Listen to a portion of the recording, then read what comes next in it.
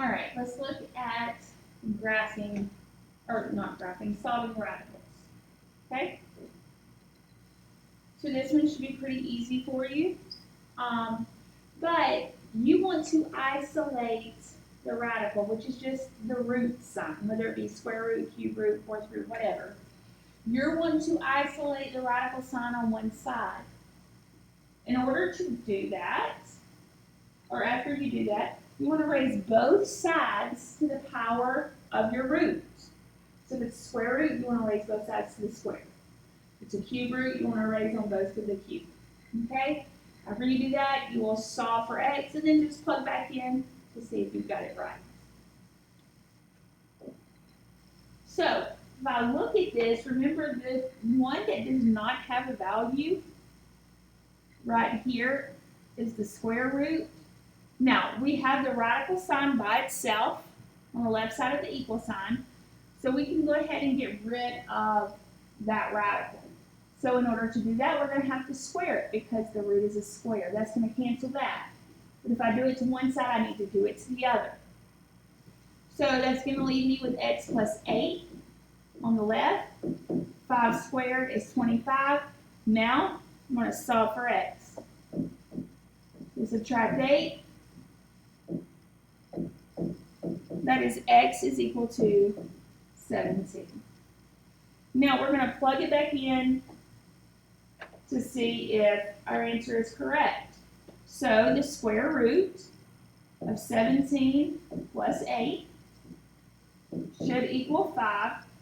The 17 plus 8 is 25. So the square root of 25 should equal 5. The square root of 25 is 5, so it is correct. All right, let's look at the next one. It is a cube root. So we want to cube both sides. It's already been isolated, so we don't have to worry about doing that. That cancels out our root. So we're left with 6x minus 5. Negative 2 cubed is negative 8. Now we're going to solve for x. So I'm going to add 5.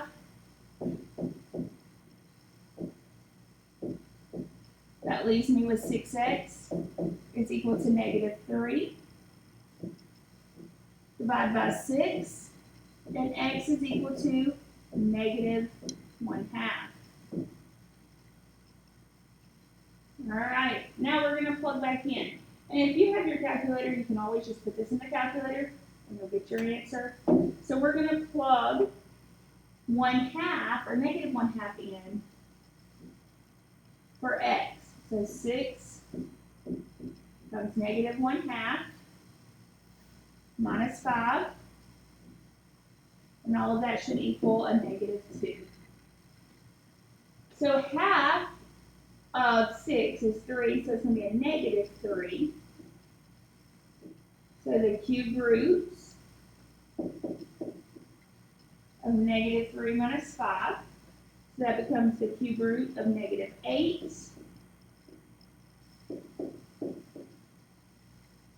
And we know that the cube root of 8 is 2, and there's a negative, so we are correct. All right. We have a little issue here. The radical is not by itself, so we're going to have to get it by itself. In order to do that, do the opposite. It's just like having an x squared or an x and getting x by itself. So we have the fourth root of x is equal to 2. Now, we've got the radical isolated. So we're going to raise it to the fourth power. That's going to leave us with x. 2 to the fourth is 16. Plug back in just to see if we've got it correct. So the fourth root of 16 minus 5 is equal to negative 3. Fourth root of 16 is 2. 2 minus 5, that is negative 3. So we are correct. All right, let's look at the next one. Oh my goodness, we have a radical on both sides. Now, the radical is the same. They're both squared, so we're just going to square both sides. I'm going to square it, and then I'm going to square it. And all that does is take care of the radical. Now I have 9x minus 4 equal to 7x minus 20. And I'm going to solve for x. Subtract 7x. That leaves me with 2x minus 4 equal to negative 20. I'm going to add 4. 2x is equal to negative 16. Divide by 2. X is equal to negative 8. And I'm not going to plug back in. You know how to plug back in. I'm just going to let you at this point continue plugging in on your own just to check. Because like I said, you can put this in your calculator and see if you've got the correct answer. All right, the next one. We've got to get that radical by itself, so we've got to move that 8. We subtract 8. We get negative 4 is equal to the cube root of x plus 2. We're just going to cube both of these. So negative 4 cubed, negative 64. And we're left with x plus 2. Solve out for x. Negative 64 minus 2 is negative 66. And that is equal to x.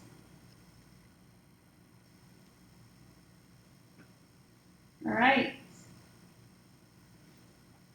We only have 2 more out. I want you to try this one on your own real quick just to see if you can get it. Maybe. No, I'll do it with you. Okay. If you want to try it, you can. But add 1. So we have the square root of 5 minus x equal to x plus 1. Now we're going to have to square it. Now, that leaves me with 5 minus x. Now the reason that I wanted to do this one with you is x plus 1 squared means we're going to have to box or FOIL. Because this is the same thing as x plus 1, x plus 1. We box or FOIL, we get x squared plus 2x plus 1. Now if you want to check my work, you can. But we've done that enough, so that's why I'm not wasting my time doing it. We have an x squared, so that means we're going to have to end up factoring if it doesn't cancel. And if you look at the left side, there's not an x squared, so we have nothing to cancel it out with. So that means we're going to have to end up factoring. So we want to get everything over to one side. So let's move the x first. It's going to be x squared is equal to 3x. Sorry. X squared plus 3x plus 1, and that equals 5. We're going to subtract 5. That's going to be x squared plus 3x minus 4. Now we can do the x method. Negative 4 and a positive 3. 4 and 1. And 1 is going to be negative. So x plus 4, x minus 1. We're not done. These are the factors. We want the answer. So we have to set them equal to 0.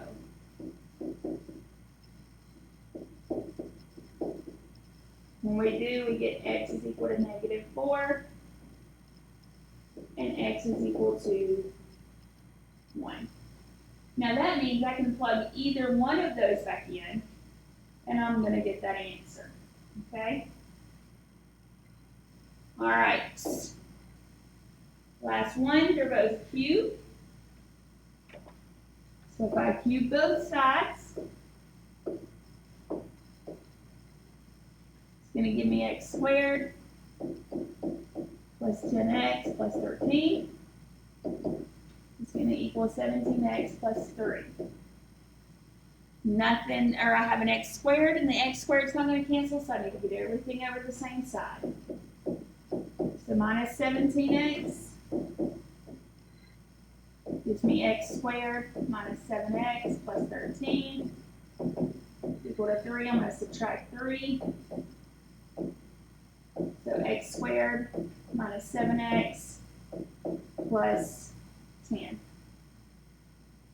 So I need to multiply to get a positive 10, negative 7, so 5 and 2, they're both negative. So x minus 5, x minus 2, I'm not done. I need to set them equal to 0 and solve.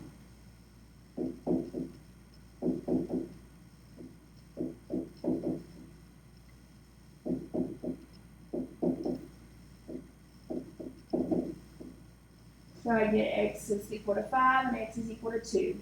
Again, if I plug 5 in for my x's, it should come back exactly right. If I plug 2 in for my x's, it should come back and be the exact same. All right, so that is it on this part. Next, we will be graphing the radicals, and that will be the last part of this unit. So practice what we just did, and if you have any questions, please ask.